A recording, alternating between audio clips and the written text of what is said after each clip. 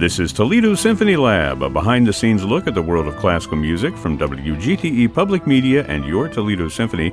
I'm Brad Cresswell. Joining me today are the Toledo Symphony's president and CEO, Zach Vassar, principal second violin and artistic administrator, Merwin Sue, and the TSO's marketing director, Felicia Canny. A little bit later, we'll be joined on the phone by the cellist Julian Schwarz, who is making a return appearance to the Paris style with the Toledo Symphony, performing the Cello Concerto by Antonin Dvorak. That concert, by the way, happening this weekend, Friday and Saturday evening at 8 o'clock p.m.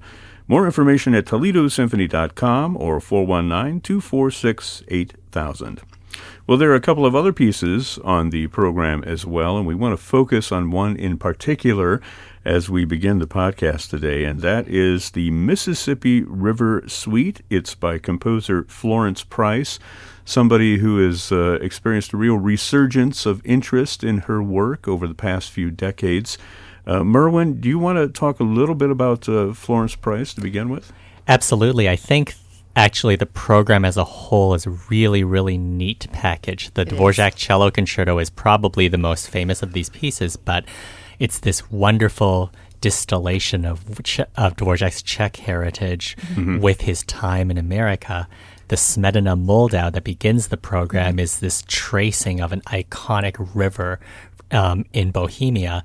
And so it really makes sense to fill in that missing part of the package with an American river voyage. And Florence Price's Mississippi River Suite has been compared to the Moldau in that you are actually physically tracing a journey of this great river, and you're kind of taking the music that might be heard along its banks, and then she masterfully weaves all of this together into this almost pseudo symphony, and it's a wonderful piece of music, and it shows her gift of taking melodies that we've heard before in some way, shape, or form, and then treating them in a way that sheds new light on them. Florence Price, we should mention, an African-American composer, African-American female composer, born in the 1880s, I believe, and lived until the 1950s. Somebody who was a pioneer, certainly, among composers of African heritage. And the first female African-American composer to have a major symphony performed by a major symphony orchestra, the Chicago Symphony in the 1930s. It's really interesting because when you listen to her music today, you think, gosh, that stands up against any, of the great symphonic creations of the late 19th century, well into the 20th century. And even this Mississippi River Suite is something that always catches your ear for its inventiveness, but she uses a lot of things like spirituals that are associated with the Mississippi River. You hear those melodies quoted directly throughout the piece, and it's just a wonderful work of art. And one of the things that I thought was really interesting about Florence Price and her music, there was a whole bunch of it that wasn't discovered until like 10 years ago. Do you know this story? Zach, you want to tell that? Well, the story I know of is that they found her house. Is this that story you're thinking of? Yeah, it was like her summer house. Yeah, and it was like an abandoned house, and it had been, looted. A lot of stuff had been stolen out of it, and nobody had taken these manuscripts. So the effort to put these manuscripts back together opened up a whole new part of the repertoire for Florence Price, what we know of as her music. And I think there was a violin concerto in it. Yeah, absolutely. Two of them, right? Yeah. 2 violin concertos. Yeah. A fourth symphony, I think they discovered as well. Were they all finished? Well, that's amazing. Yeah. I think they were finished but not published. That's right. Wow. Yeah. That's right. So, I mean, you just think about her as a composer, as a trailblazer, as you said, Brad, but there's perfect alignment with what we're doing, not just from the river scene perspective, Merwin, but the idea that Dvorak did the same thing and taking these folk songs and interspersing this sense of familiarity into a work of symphonic repertoire, and it kind of picks up where he's leaving off. And with a truly American voice, not a Czech American voice. Yeah. Well, Dvorak, famously tried to emulate the voice of the African American culture. That's right. In his New World Symphony, for instance, which was a direct inspiration for Florence Price's First Symphony as well, and that's the one that won the prize in the 1930s and was premiered by the Chicago Symphony Orchestra. Fun fact, she had gotten divorced from her husband at that time. He was a lawyer. They lived in Little Rock, Arkansas, and then all kinds of racial tensions. There was even a lynching nearby that forced them to move. They moved to Chicago. But after she was divorced, she and her kids lived with Margaret Bonds, another also an amazing composer. Yeah, and the two of them entered that composition contest together. Margaret Bonds won for, I believe, the song category. Florence Price won for the symphonic category. So, their careers, their trajectory was sort of in tandem. Margaret Bonds being a great friend of Langston Hughes and Marian Anderson, and introduced Florence Price to them, and they became, part of her circle as well. It's a really wonderful story if folks want to do a little more reading about Florence Price.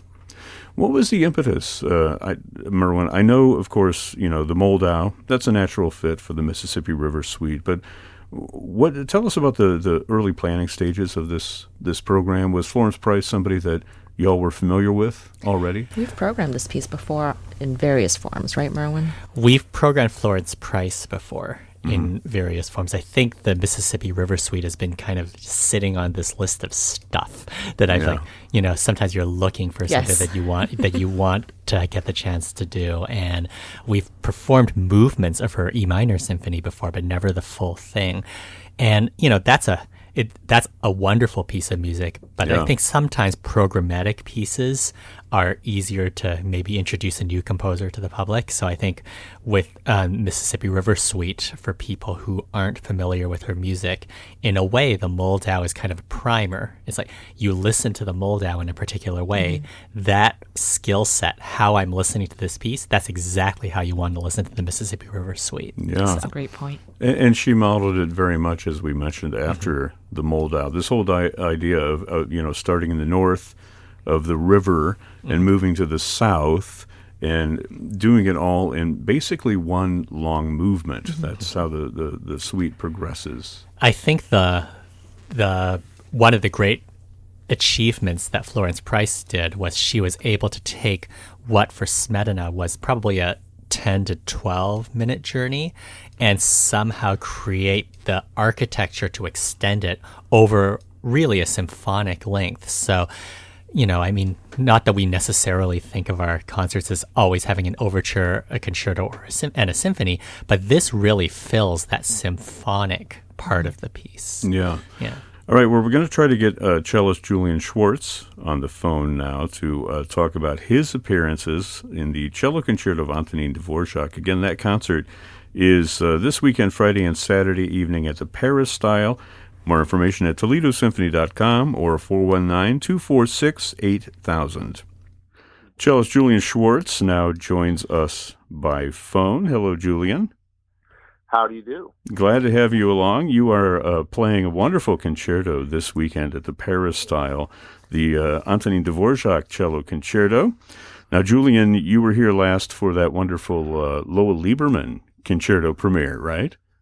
Yes, I was. Yeah. I mean, that was an amazing event, and to bring that masterwork into the repertoire with the Toledo Symphony was really incredible. And there's a wonderful video of that concert up on online, and it's really been an amazing journey with that piece.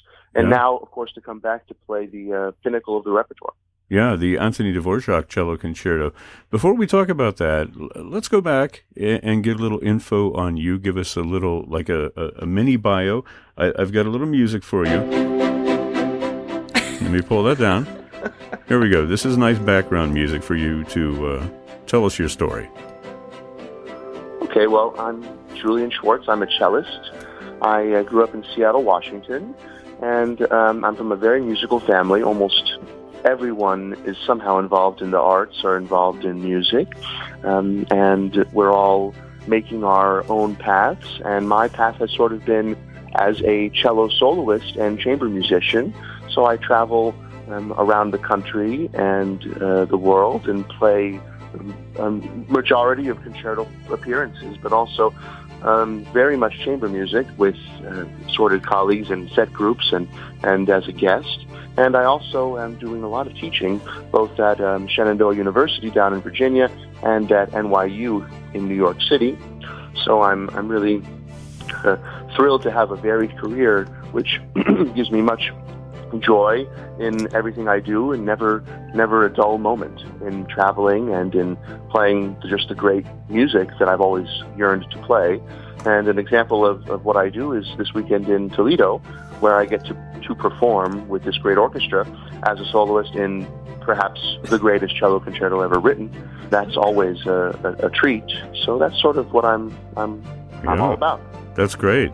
Let me ask you how you got started on the cello. What got you interested in that instrument?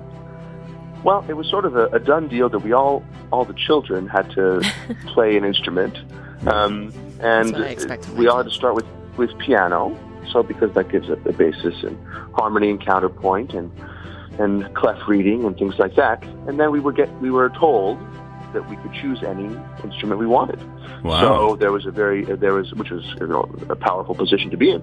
And there was a really close family friend named Barry Lieberman who was a double bass player at the time, still is.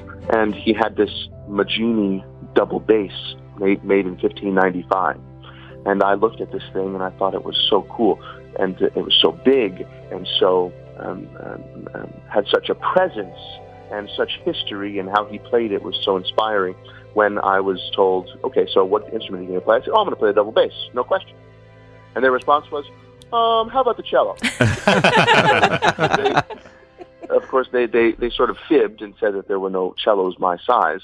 But my parents, of course, knew, no basses my size, but my parents really knew that the cello had that type of repertoire. The cello's in the string quartet, the cello's in the piano trio, and the cello has great orchestral moments and concertos. So the repertoire and options for a cellist are in some ways greater than a bassist. Yeah. So they said I could switch later, which of course I never did, and I'm very lucky to play the cello. That said, I wasn't really sure, so I tried a lot of different instruments.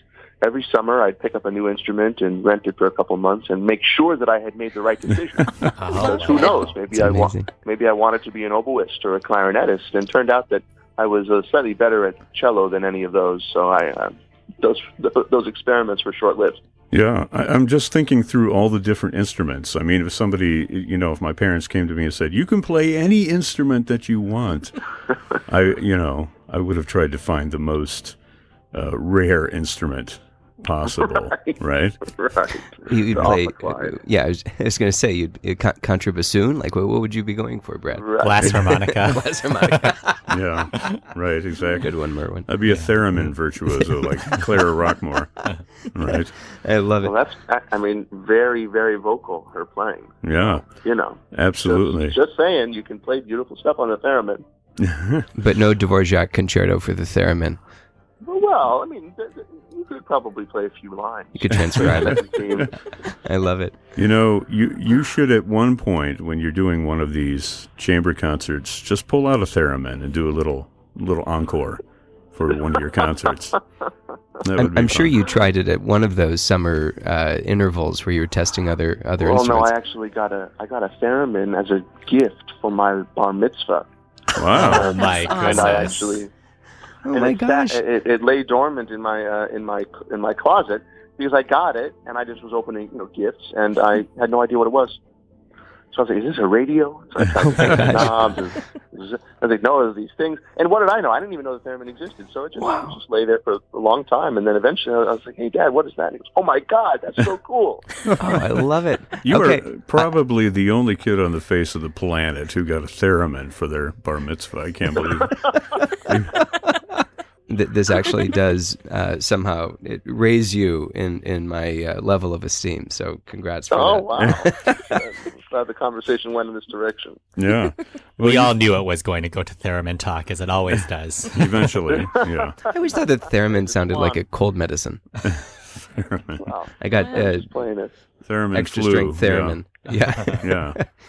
Well, let's talk about what you're bringing to Toledo with you, His Julian. cello. Yeah, your cello, among other things. But the music of Dvorak, you've already referred to it, as the pinnacle of the repertoire. I wonder, let's say for folks who don't know it that well, how would you introduce it to them? Well, I would introduce it by saying that this concerto was born out of a reticence to write for the instrument as a soloist. And if you look at really the history of the cello repertoire, it doesn't include many great cello concertos written by the most famous composers, Mozart and Beethoven and Brahms. Of course, Brahms and Beethoven wrote sort of concertante works with other instruments, the double concerto, the triple concerto, but they didn't feel that the cello had the power or frankly, the fleet fingers or the ability to play the virtuosic passage work loudly enough to be a viable soloist. So really in the 18th and 19th centuries, apart from a few gems, there aren't that many cello concertos. And it took an inspiring performance of Victor Herbert's second concerto, played by Victor Herbert in New York while Dvorak was in New York, to convince Dvorak that a cello concerto could work. Yeah. And that's where the setup comes in terms of Dvorak's time in the United States. And hearing that Irish immigrant Victor Herbert's concerto inspired him to write something and very heroic. And it's like the piece I like to think of as sort of a triumph over this history, this dearth of repertoire. And so it's a real journey. And if you hear the Victor Herbert concerto, it's also a dramatic work. And I think for Dvorak, he needed to eclipse that and to make something grander on a much larger scale. So the Dvorak concerto, a 40-minute work, has not only the sort of a hero's journey of the cello, but it also has a variety of emotional components, mainly Dvorak's mourning of the death of his sister-in-law, whom he intended to marry prior to marrying her other sister. So this really affected him greatly because that was, by all accounts, his one true love. They were very good friends, but it was unrequited love. And so he includes in the slow movement a quote of one of his songs, which was her favorite.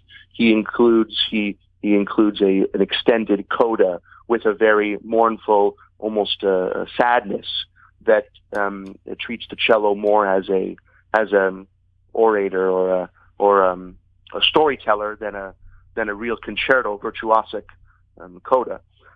And so for these components really make it a large arc from this hero's journey to feelings of love lost. Yeah. We were talking about that coda and off air and just how it might be the greatest ending of any concerto. Yeah. That's interesting to think. I mean, I've always found it, frankly, I'm happy to hear you say that because I've always struggled with it musically speaking. So how to play it, how to pace it, right? So you have this concerto which is this last movement, which is fast and it is showy. And then there's a big brass chorale, which brings you into this other realm. And how to set that up, musically speaking, how quickly to get into that realm or how slowly in the pacing. And so I've tried it many different ways. And we'll see what we come up with together into Toledo. To be continued, right? When you get on the stage. But how long have you been playing this concerto? How long has it been a part of you? Well, interestingly enough, it was my favorite concerto as a kid. I had that old recording of Karajan conducting Mstislav Rostropovich, and that's okay. I listened to it all the That one's all right. I listened to it all the time, and as a child, that was the one because I wasn't focused on cello music really. I was focused on all the music, string quartet music and symphonic music, and so for me, it wasn't really cello-centric, my listening. But this one piece I listened to so much, and I was, I think, 10 or 11, and I had finished whatever finished, in quotes. I had worked through a piece, and it was time for me to choose the next piece. And so I went to my teacher. I said, "Oh, the Dvorak Concerto, of course." And how did your teacher respond to that 12-year-old kid? He said, "Well, I appreciate your enthusiasm, but you're not ready for this." He said you could try it on the theremin first. Right. He told my mother. My mother was like, "Why can't he play the Dvorak Concerto if he wants?" And he took her aside, and with a whispering tone, he said, "He really has no idea what he's getting into." Oh, I love it. So at that point, I was like, okay. But my history with it was the first chance that I could physically play it was the time that I've learned it and I developed with it. So that's when I was about 14 or 15 years old, and I used it as a competition starter, as a piece for me to showcase my talent or my playing on a local scale. And I played it with a lot of local community orchestras in the Seattle area when I was that age.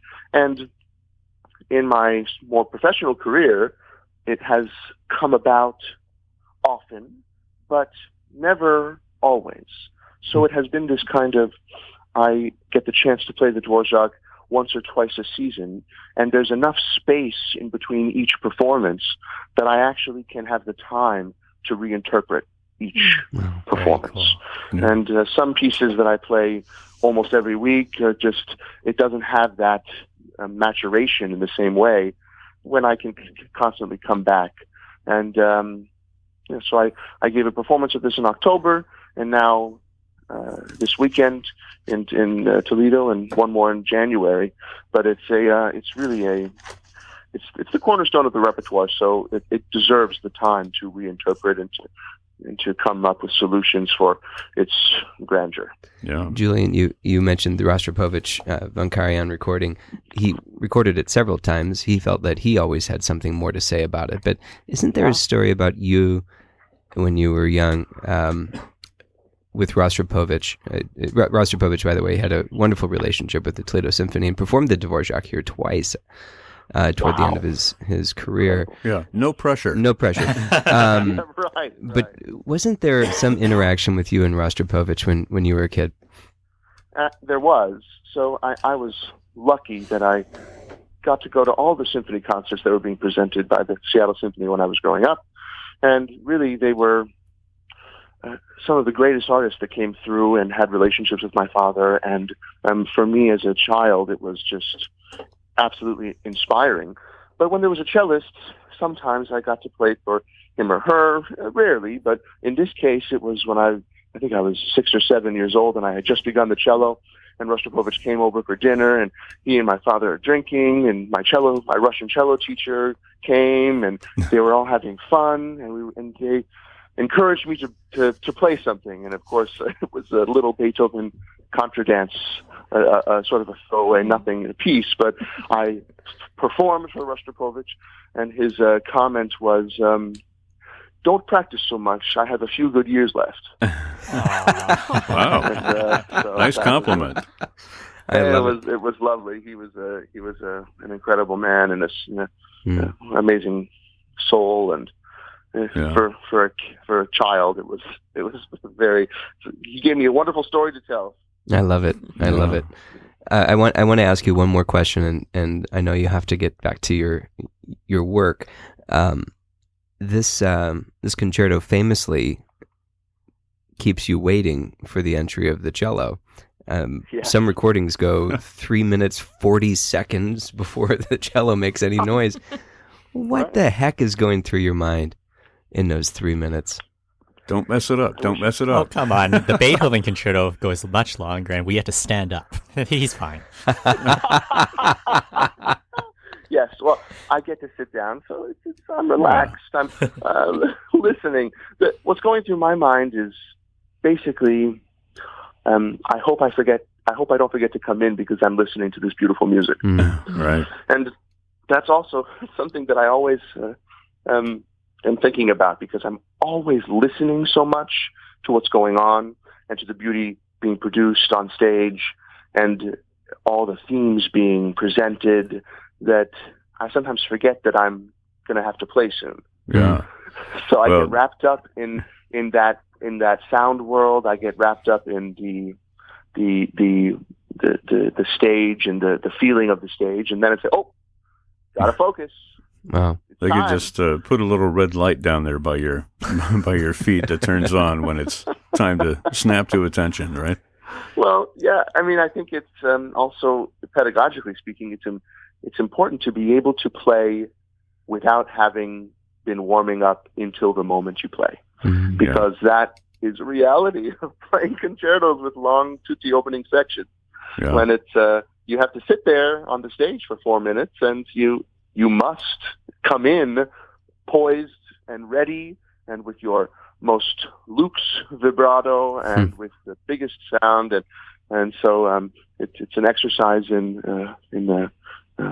playing a little bit cold. Yeah. Your cello has such an amazing sound. That's one of the things that impressed me so much when you were here a couple of years ago. I feel like it kind of was written for this, or that it was built for this concerto, even though it probably predates the concerto. Yeah, so it predates the concerto by 120 years or so. Is that all? Actually, more 130. Anyway, but it's an amazing instrument, and it has an amazing projecting tone, and that's the one thing that you can't play this concerto without, which is a robust tone, basically playing loud enough that the orchestra doesn't need to sacrifice emotional quality in their own tone for you to be heard as the instrumentalist. Of course, that was the main concern why the concertos weren't written for the cello in the first place, was projection. Yeah. And so that's like I say to students, I mean, if you do the most beautiful thing, if no one heard it, did it happen? It's like the tree falling in the forest. That's right. So sometimes I feel like, wouldn't I love to play a little less, or wouldn't I? But the sound is so important for the audience to hear, for them to latch on to. That's the first thing they hear, and that's the most important thing. So to have a great instrument is, of course, a blessing, but to use it in a way that makes sure that everyone can hear the beauty that you're trying to produce is something that's very, very important. And with this particular instrument, it's nice that I can really play loudly without it getting harsh, which is the fear of many cellists, which is that when you play really loud, it gets a little gruff and a little harsh. And I pride myself on not getting to that point, yet still being able to fill the hall with sound. Yeah, that's wonderful. Well, I know, Julian, you're on a tight schedule today, but thanks so much for coming in and previewing this for us. We really look forward to your performance. It's happening this weekend at the Peristyle, Friday and Saturday at 8 p.m. And yes, you'll be performing the we cello have concerto. A special encore prepared, which I won't speak about, but it's going to be very exciting. So, well, too late, because you just spoke about it. But well, no, I mean, don't know what it is, and I'm just trying to encourage people not to go to the parking garage early. Right. Yes. Right. We'll be prepared for that theremin encore. This program is a production of WGTE Public Media in collaboration with our sponsor, the Toledo Symphony, with generous support from the Rita Barber Kern Foundation. You can download episodes of our program as a podcast by going to our website at wgte.org/lab. You can also subscribe to us through your podcast app of choice, including Apple and Google Podcasts. My thanks to Zach Vassar, Merwin Sue, Felicia Canny, and of course our special guest cellist Julian Schwarz. I'm Brad Cresswell, and you've been listening to Toledo Symphony Lab from FM 91.